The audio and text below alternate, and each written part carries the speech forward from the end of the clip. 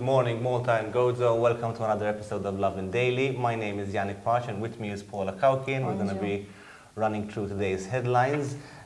Stay tuned because after we have an interview with Lara Calleja. She's the first woman to be awarded the European Prize in Literature. We're going to be speaking to her about her book and the prize. On to the headlines. Melvin Toma, the middleman in the Daphne Caruana Galizia murder, was told by Freemasons that he had to pay €100,000 for the Daphne Caruana Galizia's murder. A Marsa Schlock restaurant has denied that secret cameras were installed in its toilets. Miriam Parch's family has reached an out-of-court settlement with developers over the collapse of their house last year. Finance Minister Clyde Caruana has called out rich employers refusing to pay their share in government contributions. And a former Malta Eurovision winner has called for a return to the old song contest format.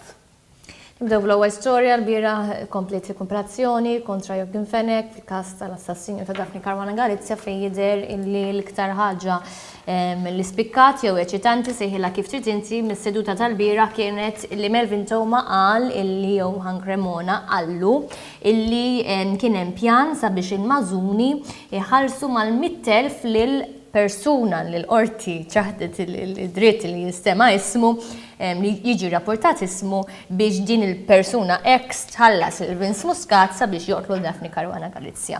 Dan din l-allegazzjoni tmur lura l-2019 u milli jidher Melvin Toma qal li din l-unika ħaġa li jaf dwar il-każ tal-Mażuni u milli jidher din il-part tal-konverzazzjoni ma' Johan Cremona ma kienx irrekordjata. Imma nafx inti għanek, imma jina...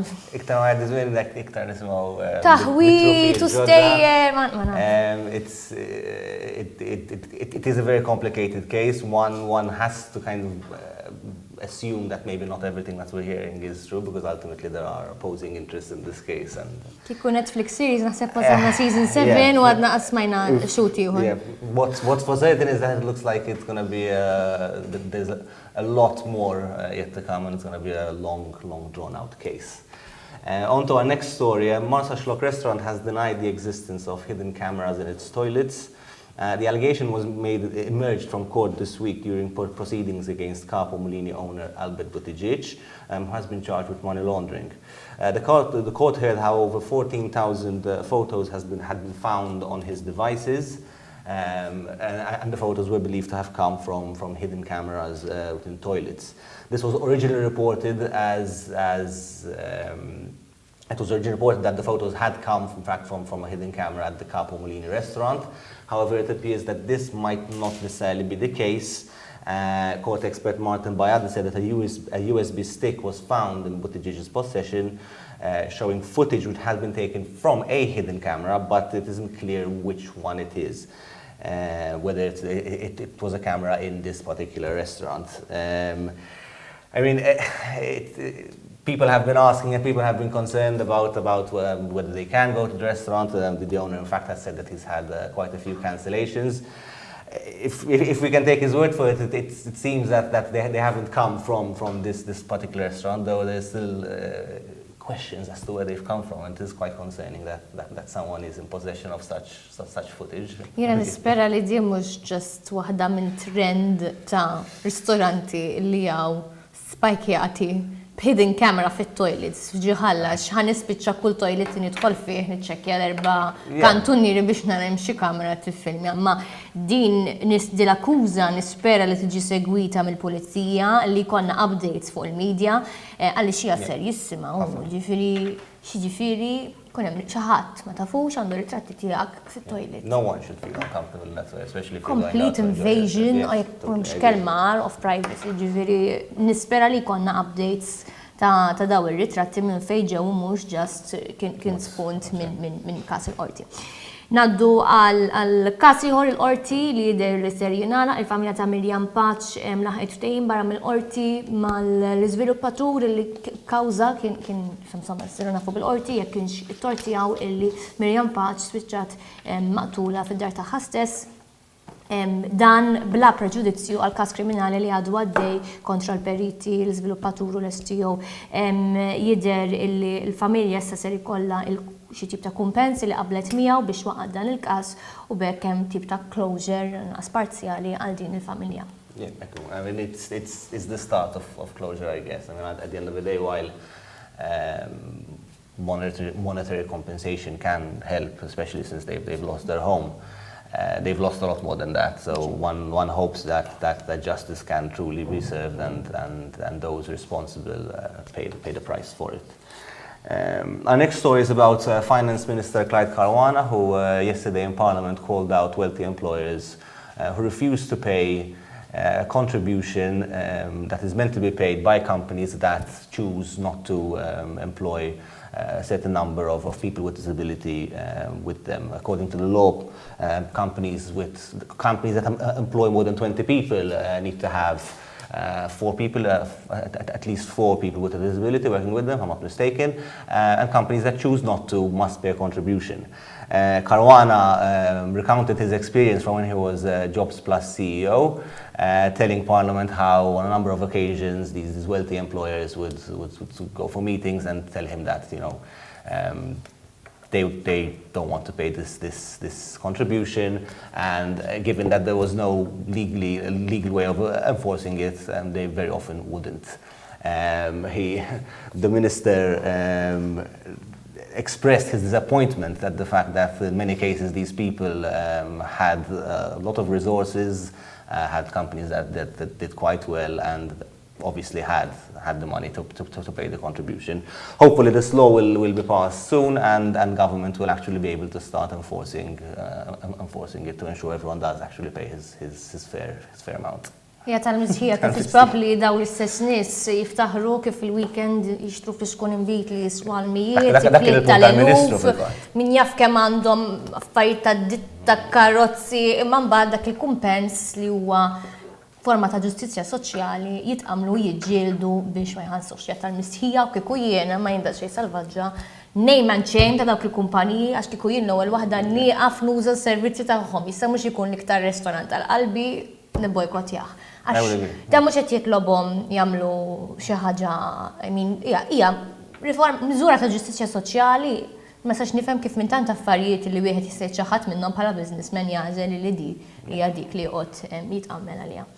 Ngħaddu għall-aħħar storja jidher li il-ġerħa tal-Eurovision għadha miftuħa, għadna ma nistgħux nifhmu kif u għaliex għal sena oħra ma rbaħniex il-Eurovision u din id-darba kien il-grupp Firelight għal min ma jiftakarx kantaw fl-2014 jekk minn is-sejra żbaljata ġew fit-23 post fejn il-kantant ta' dan il-grupp qed jgħid isma' ejjew nerġgħu mmorru lura l-Eurovision Song Contest fejn għal dak il-weekend fis-sena kulħadd jivvota d-diska li skontu hija l-aqwa waħda u li ħadd rebbaħna li s-sena fil-qatt ma ripetna u mhux nibqgħu bil-miżura li għamilna dal-aħħar snin fejn tintażel il-kantant minn xi X Factor jew Malta's Got Talent, mbagħad tinkiteb diska għal dak il-kantant li jekk irridu ngħidu l-verità s'issa ħallit riżultati ħafna aħjar. Li meta il-poplu kien jivvota biex probabbli dak il-kantant li xeba jaraħ fuq it-television u jivvota għax għandu simpatija miegħu iktar milli għax id-diska hija tajba fuq livell Ewropew.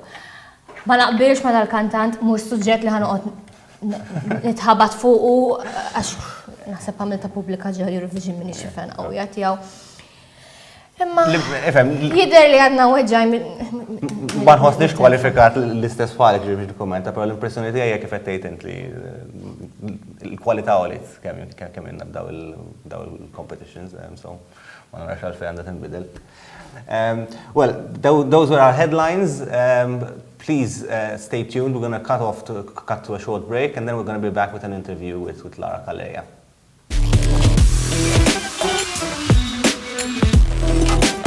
In Malta, we don't say.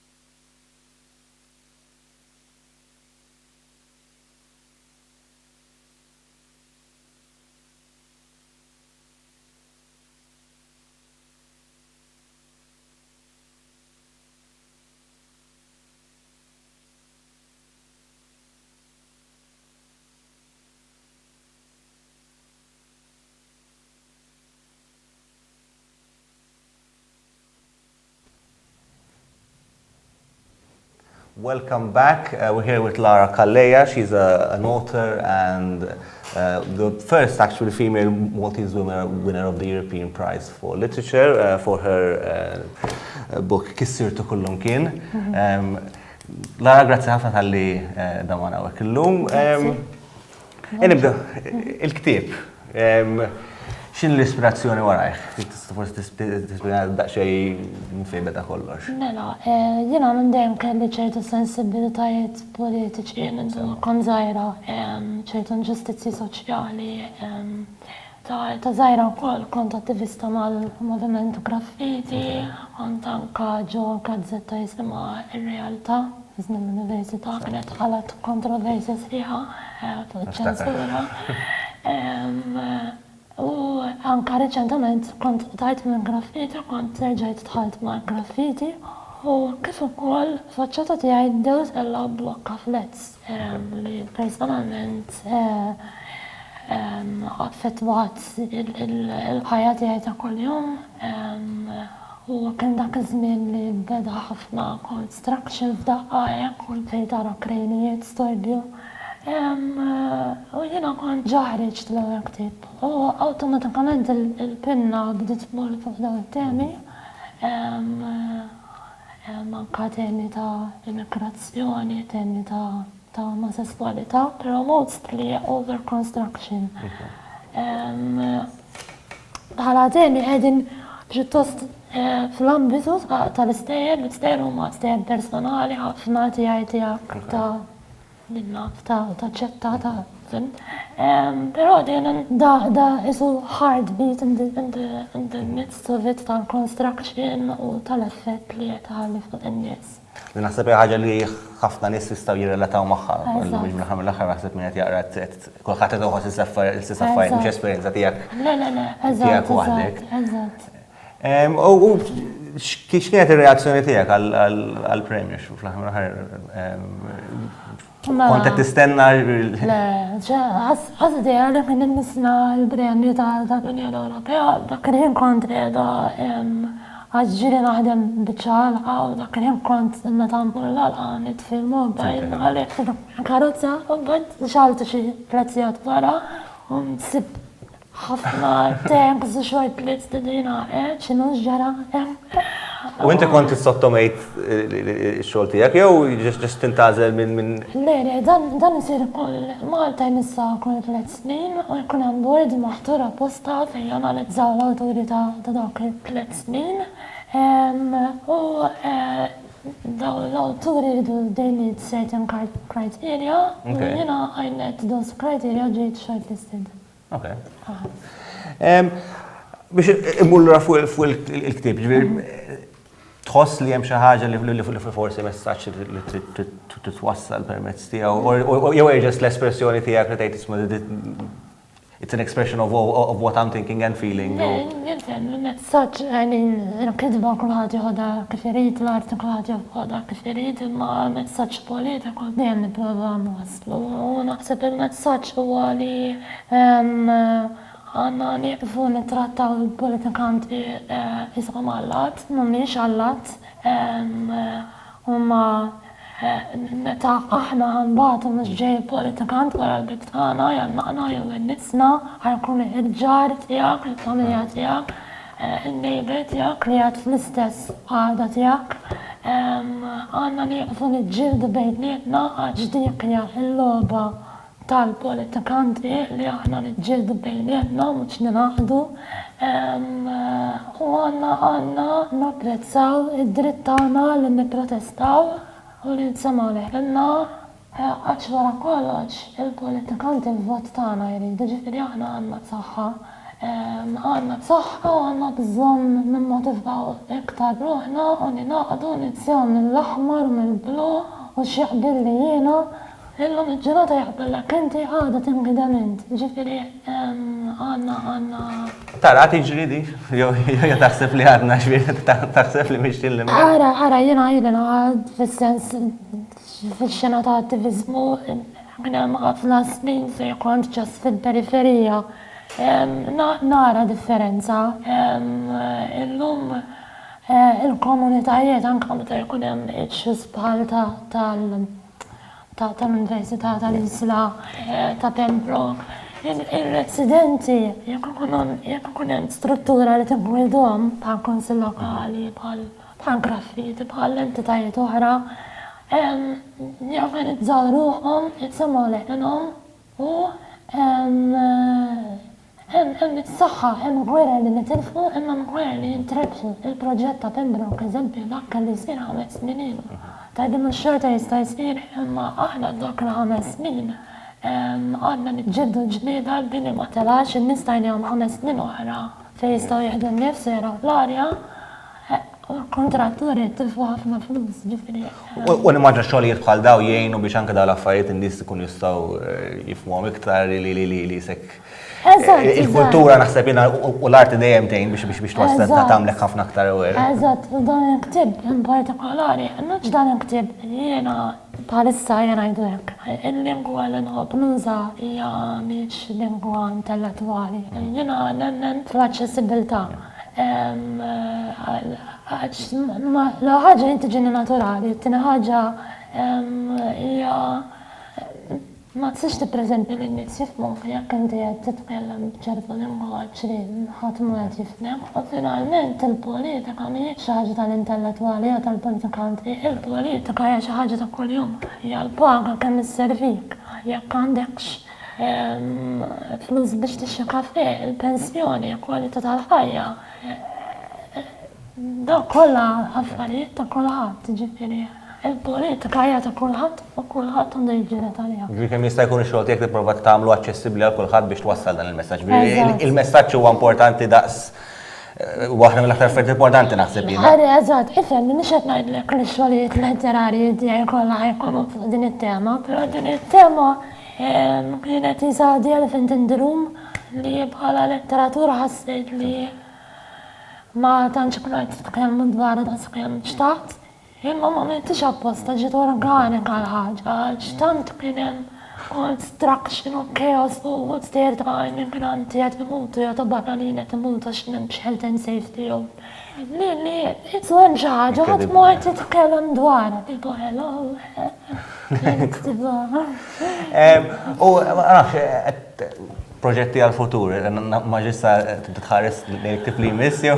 Mela, l-għefem, jina li dejjem fej tajjeb, u namel li ħafna fej tajjeb, għal-issat namel għaxi korsijiet naqqa tekniċi fuq kidba għek, biex nsaħħaħ il-narrativa għek, dan il-premju jakompleti l-motivazzjoni. Qed nagħmel xi proġetti oħra personali x'in kollox nagħmel hija nara l-ħajja qasira hekk u nipprova letteralment tant hemm affarijiet sbieħ x'tista' tagħmel li però kitba hija waħda mill-qalba ta' dak li nagħmel.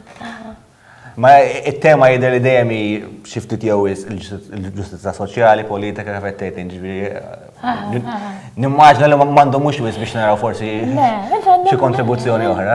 Ejja, sa ċertu punt naħseb ħafna kitbiet, kull kitba xi tema politika dejjem jiena jew mhux kollha, però dik hija tip ta' kitba li napprezza, allura naħseb la marid hemmhekk ħammur dejjem. U nafx, fis-sens hemm żgħażagħ li forsi għandhom aspirazzjonijiet jgħidlek jiena nixtieq isir kittieb pereżempju ma jew il-xogħol ma jrendix biżejjed jew m'iniex tajjeb biżejjed, ma nafx x'messaġġ għandek mill-esperjenza tiegħek. Mela, naħseb li tgħid li m'iniex tajjeb biżejjed huwa l-ewwel pass. Ma ħaġa ngħidu ta' spiss. Ma jridx ikun mod self-destructive, imma li tikkritika lilek innifsek hija mod healthy hija waħda mill-iktar affarijiet importanti fil-kitba f'kollox fil-verità għax inti qed tiftaħ moħħok għal kritika ta' ħadd ieħor li jridlek il-ġid għax kritika li hija spiteful. kritika ta' min ridlek il-ġid, u nies li huma aħjar minnek dak li għamlu, ġid tiftaħ moħħok għalhekk. Però ġenerazzjonijiet iżgħar minni narhom iktar politically aware, ġifieri narhom u anke l-lingwaġġ jużaw aħjar minna. U naħseb jaħsbu inqas ukoll, kultant huma inqas inhibited. Le, huma aktar onesti. U dik il-ħaġa pożittiva ħafna li tkun inizjattiva, però xi kultant ukoll tagħti l-illużjoni li taf kollox, le ma tafx kollox, ġalla volja ħrajt ħafna għadek żgħir u titgħallem il-ħajja u tkun umli biżżejjed li taċċetta li titgħallem. Le, m'għandhomx jaqtaw, x-xena letterarja Maltija dak li Da tinbidel, u punt interessanti, jider dan l-axħar minix b'taqsek mitħla ma jider li knem kambjament u forsi kiberna s-settur li naħseb il-Konsil Nazzjonali tal-Ktib għamel avvanzi enormi l-autur taħ, id-dinjità taħ, anka l-premju tal-Ktib ġew allokati fondi apposta biex il-premju kon diċenti. Ma ċnajdu għakifini, ma tanċ taqlam ktib. Ġeneralment, dejjem l-ambitu ta' bej 500,000 euro taqla, mux ħafna. Imma għal-premju hemm fondi allokati u anka l-Kunsill jipprova election kelma barra minn Malta qed immorru tfieri issa li l-awtur Malti jiġi espost. Però bħala kummerċ naħseb għandna anke bżonn iktar kompetizzjoni fejn jidħlu distributors u hekk għax il-prezz il-pubblikatur jispiċċa il-ktib tiegħu l-prezz irħis ħafna lill-distributuri, u naħseb dik għandha bżonn tiġi indirizzata wkoll, però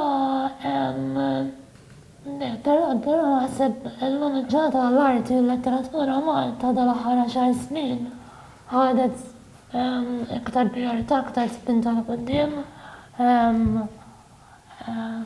Nittamaw li tkompli. Kas nġedra. Well, that's it from us for today because time is up. Thank you very much, Lara. And thank you for following us. Have a day full of lovin'.